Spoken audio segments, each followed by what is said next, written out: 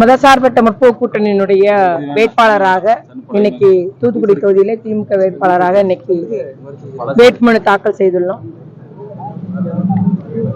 நம்மளுடைய 5 ஆண்டு கால சாதனையில சொல்லி மக்களிடம் சொல்லி நாங்கள் வாக்குகள் சேகரித்து வருகிறோம். ஆனா எங்க போட்டியிடுற எதிர்கட்சி வேட்பாளர் என்ன செஞ்சீங்க கேள்வி கேட்டுட்டே போறாரு.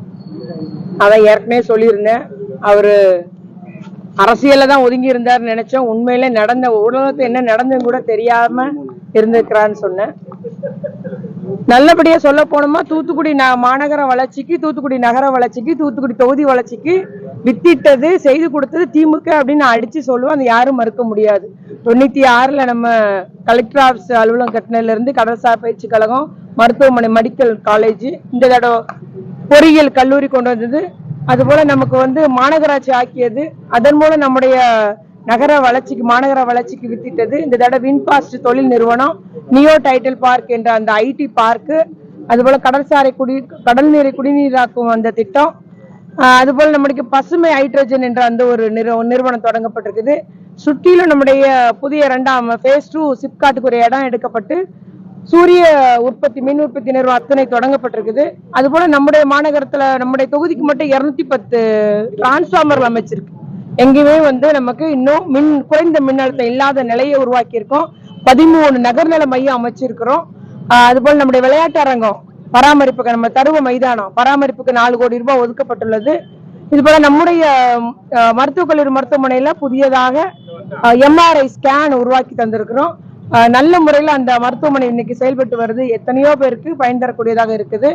இப்படி நம்ம சாதனைகளை அடுக்கிக் கொண்டே போகலாம். மட்டுமல்லாமல் நம்முடைய பகுதி மக்களுக்கு அரசு நிலத்திட்டங்களை பெற்றுத் தருவதற்காக பல்வேறு முகாம்கள், எண்ணிலடங்கா முகாம்கள், மருத்துவ முகாமா இருக்கட்டும், ரேஷன் கார்டு முகாமா இருக்கட்டும், இப்படி நிறைய முகாம்கள் நான் பெற்று தந்துள்ளேன் என்பதை நான் இங்கு கூறிக்கொள்ள விரும்புகிறேன். அதனால 5 வருஷமா மக்களோடு மக்களா இருந்துதான் பணியாற்றணும். இன்னைக்கு மட்டும் இல்ல, இவரு 4வது பைப்லைனை பற்றி பேசுறாரு. நீங்க எல்லாம் கோப்பெடுத்து பார்த்தா தெரியும். 4வது பைப்லைனுக்கு ஆய்வறிக்கைக்கு நிதி ஒதுக்கீடு, ஆய்வு பண்ண டிபிஆர், டீடைல் ப்ராஜெக்ட் ரிப்போர்ட்டுக்கு நிதி ஒதுக்கீடு செய்யப்பட்டது 2011ஆம் ஆண்டு. அப்புறம் ஆட்சி மாற்றம் ஏற்பட்டுச்சு. இவங்க 10 வருஷம் ஆட்சியில இருந்தாங்க. திட்டத்தை முழுமையா நிறைவேற்றல. இதை யார்கிட்ட கேட்கணும்னா, புறநகர்ல உள்ள மக்கள்கிட்ட போய், மடத்தூரோ, மீளவிட்டானா, முத்தியாபுரம் மக்கள்கிட்ட கேட்டா தெரியும். இப்பதான் 2 வருஷமா நம்ம அவங்களுக்கு நல்ல தண்ணி கொடுக்கிறோம், தினசரி தண்ணி கொடுக்கிறோம், பாதுகாக்கப்பட்ட குடிநீர் அவர்களுக்கு வழங்கப்பட்டு வருகிறது. அதுதான் உண்மை நிலைமை. அதனால மக்களுக்கு தெரியும் யார் வேலை செஞ்சா, யாருடைய ஆட்சி காலத்தில் எந்த கட்சி நமக்கெல்லாம் செஞ்சு தந்தாங்கன்னு தெரியும். இந்த 4வது பைப்லைன் சொல்லி தொடங்கி அப்ப இருந்த மேயர் எல்லாருமே அப்படியே கடப்பி போட்டு அந்த ஆள் கடப்புல கடந்தது. இன்னைக்கு தான் முடிச்சோம். உதாரணத்துக்கு இன்னொன்னு சொல்றேன், 2008ல நம்ம மாநகராட்சி ஆக்கியதும் பாதாள சாக்கடை திட்டம் கொண்டு வரப்பட்டது. ஆனா அப்புறம் 10 வருஷமா அப்படியே கடந்தது. மீண்டும் ஆட்சிக்கு வந்த பின்பு இப்ப 2021, 22, 22, 21 தான் திட்டம் முழுமையா நிறைவேற்றப்பட்டு, கூடுதலாக புறநகருக்கு இன்னைக்கு பாதாள சாக்கடை திட்ட பணி இன்னைக்கு நடைபெற்று வருகிறது.